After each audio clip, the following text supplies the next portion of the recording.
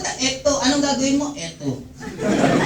Parang, ako pera biro. Ako naging practical lang ako. Ang dami kong nakikita na tao doon may drumadic, hindi yung mayaman. Gusto kong yumaman, kaya hindi ko ginawa yung ginagawa nila.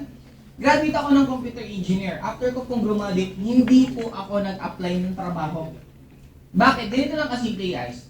We end up here, it's not because we don't have money. Bumabagsak tayo dito dahil sa mahiwagang advice. Ano yun? Sabi ng mga magulang natin sa atin, number 1, anak, go to school. Anak, study hard. Number 3, anak, find a job. Itatagalog ko po para ramdam natin lahat. Sabi ng magulang natin sa atin, anak, pumasok ka ng school. Mag-aral ka ng mabuti. Kasi pag nakapag-aral ka ng mabuti, makakakuha ka ng matataas na grado, makakahanap ka ng magandang trabaho, at matutupad mo pangarap mo. Alleluia. Tanong, ito po bang advice ng magulang natin sa atin? Yes. Sa mga magulang pong nandito, ito rin po bang advice ng magulang nyo sa inyo?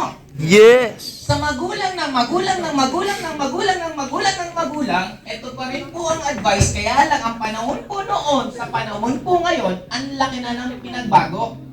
Why? Noong unang panahon po, nag-aaral ka pa lang, pinapadalan ka na ng sulat ng kumpanya para sa kanila ka magtrabaho. Habang tumatagal ka sa trabaho mo, dumadami sweldo mo, dumadami ang benefit mo, at nagiging importante ka sa kumpanya. Sa panahon po ngayon, habang tumatagal ka sa trabaho mo, pinaplano ng boss mo kung paano ka sipain para palitan ka ng bago. Why? Nung ginawa tong advice na to, wala pa po yung word na contractual. If I'm the businessman, just imagine that.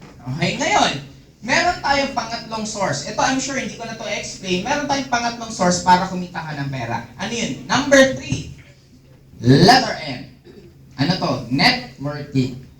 Maraming taong skeptic at negative sa networking, hindi dahil sa pangit ang networking. Nagkataon lang po kasi walang nagsabi sa atin na, anak, mag-aral ka ng mabuti. Pagka-graduate mo, mag-networking ka. Meron po ba nagsabi ka nun? May nagsabi bang teacher na etong lahat binago natin? Ang problema sa atin, yung source of income, hanggang ngayon, hindi natin binabago. Dati, pag makikinig ka ng music, nagsimula plaka. Nag-improve after ng plaka, cassette tape. Ang problema sa cassette tape, para maulit mo yung kantang gusto mo, tutusukin mo ng ballpen, ikot-ikot mo ng ganon. Di ba? Para maulit mo. After ng cassette tape, CD, sumunod MP3. Para manood ka ng pelikula, Betamax, VHS, VCD, DVD. Dati, para ka makakuha ng tubig, punta ka ng balon or poso, ngayon meron ng gripo. Para ka magluto